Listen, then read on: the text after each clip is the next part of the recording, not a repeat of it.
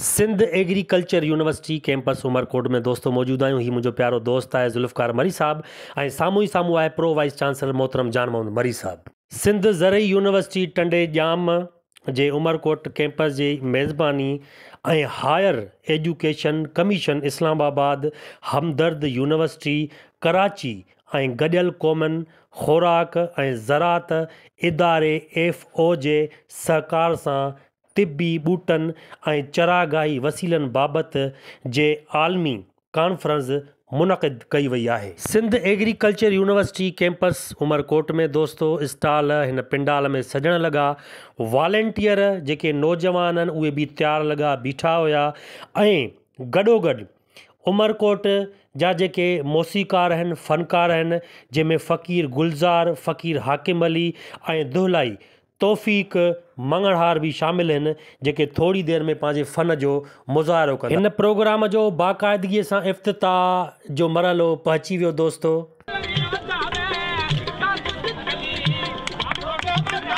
सिंध ज़रई यूनिवर्सिटी टंडो जाम जे vice chancellor doctor Altaf Ali Sial साहब, डॉक्टर फ़तेह मरी साहब, pro vice chancellor doctor Jan Mohammad मरी साहब हिन प्रोग्राम जो इफ़्तिताह कयो। ज़रई यूनिवर्सिटी जे अंदरि किताबनि जो स्टॉल लॻाइण मुंहिंजो पहिरियों तजुर्बो आहे ऐं हीउ यादगार तजुर्बो आहे जेको तमामु घणो मुनफ़रिद आहे। हिते मुंहिंजी मुलाक़ात इल्मी माण्हुनि सां थी, जिन में प्रोफेसर, लेक्चरार, शागिर्द, तहक़ीक़कार ऐं डायरेक्टर शामिल हुआ। ख़ासि तौर ते ज़राअत ते तहक़ीक़ करण वारनि माहिरनि सां गुफ़्तगू करे मुंहिंजे इल्म में मज़ीद इज़ाफ़ो थियो। हिन प्रोग्राम में गैर मुल्की महिमाननि भी शिरकत कई। महिमाननि सक़ाफ़ती स्टॉलनि जो विज़िट कयो, तहक़ीक़ी सरगर्मियुनि ऐं मौसीक़ी खे वॾे दिलचस्पीअ सां ॾिठो ऐं ॿुधो। Sindh Agriculture University campus Umarkot में इल्मी ऐं सक़ाफ़ती सरगर्मियूं ज़ोर ऐं शोर सां हली रहियूं हुयूं त ॿिए पासे इलाइक़े जे ॻाइणनि बहितरीन आवाज़ में बहितरीन धुन सां ॻायो पिए, जिन खे ॿुधी करे शागिर्दनि तमामु घणो इंजॉय कयो ऐं शागिर्दनि सां गॾु मां बि हिन प्रोग्राम खे इंजॉय कयो, ॿुधो, ॾिठो, सम्झो। हीउ तजुर्बो मुंहिंजे लाइ मालूमाती हो ऐं गॾोगॾु हौसला अफ़ज़ाई बि। हिन मौक़े ते मूं काई बि अहिड़ी जॻह न छॾी, को बि अहिड़ो माण्हू न छॾियो जंहिंजो मां वीडियो रिकॉर्ड न कयो हुजे। मां चाहियां पियो त मुंहिंजे हिन वीडियो में हर उहो माण्हू अचे जेको हिन प्रोग्राम में शरीक थियो आहे, शिरकत कई आहे। मूंखे मज़ो अचणु लॻो ऐं ही शागिर्द जॾहिं अचण वारनि महिमाननि खे पंहिंजी तहक़ीक़ कयल, पंहिंजे इल्म में इज़ाफ़ो थियल उहे ॻाल्हियूं ॿुधाए रहिया हुया ऐं सम्झाए रहिया हुया। Sindh Agriculture University campus Umarkot में ही थींदड़ प्रोग्राम निहायती काराइतो हुयो, दिलचस्प हुयो ऐं मालूमाती हुयो। मां शुक्रगुज़ार आहियां मोहतरम साईं प्रो वाइस चांसलर मोहतरम जान मोहम्मद मरी साहब जो ऐं प्यारे दोस्त लेक्चरार ज़ुल्फ़कार मरी साहब जो, जिन मूंखे हिन प्रोग्राम में इनवाइट कयो। ऐं मां चाहियां पियो त हर उन माण्हूअ जो, हर उन न्याणीअ जो ऐं वीडियो रखां जिन तमामु घणी महिनत कई आहे। पाकिस्तान एग्रीकल्चर रिसर्च काउंसिल जो director general Zakir Hussain Dahi, FO जी miss Ann Callery, Zaheer Palli जो डॉक्टर अब्दुल्ला सेठार, मीर हसन आरी सर ऐं ॿिया मौजूदु हिन कॉन्फ्रेंस में मुल्की ऐं आलमी सतह जा 40 मक़ाला पेश कया विया। कॉन्फ्रेंस में ज़रई शयुनि, थरी सक़ाफ़त, थरी प्रोडक्ट्स समेत मुख़्तलिफ़ शयुनि ते ॿधल स्टॉल ऐं नुमाइश पिणु लॻाई वई। सिंध ज़रई यूनिवर्सिटी उमरकोट कैंपस में ही ज़बरदस्त प्रोग्राम रहियो।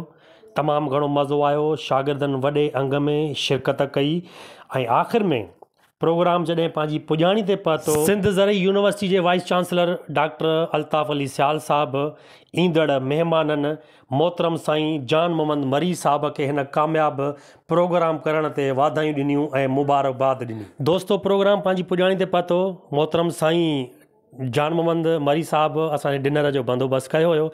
सभई दोस्त असां टेबल ते आयासीं, असांजे लाइ मानी लॻी वई ऐं उन खां पोइ सादिक असांखे हिकिड़ो ख़ूबसूरत आवाज़ में गीत ॿुधायो।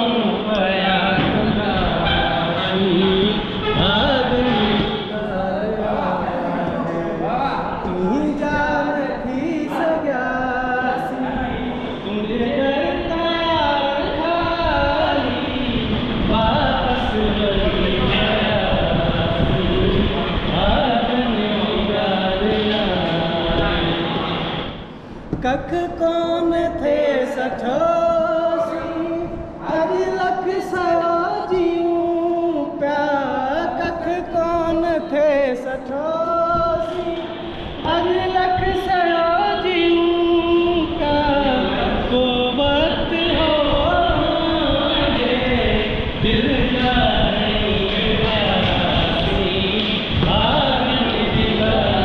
प्रो वाइस चांसलर मोहतरम डॉक्टर जान मोहम्मद मरी साहब जी हिकिड़ी तमामु ज़बरदस्त मूंखे ॻाल्हि वणी त सभिनी दोस्तनि खां हिन प्रोग्राम ते तबसरो करायो जिते मां बि ॻाल्हायो दोस्तनि बि ॻाल्हायो ऐं ज़बरदस्त प्रोग्राम करण ते सभिनी दोस्तनि खे लख लख वाधायूं हुजनि।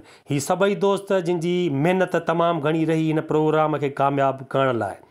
सो दोस्तो इहो हुयो अॼोको असांजो इहो प्रोग्राम। तबसरे खां पोइ मां पंहिंजे घर यानी कराची वापसी कई ऐं मुंहिंजे ज़हन में हिकिड़ो गानो हली रहियो त कुछ खोना है कुछ पाना है जीवन का खेल पुराना है जब तक ये सांस चलेगी यारा ये तो चलते जाना है।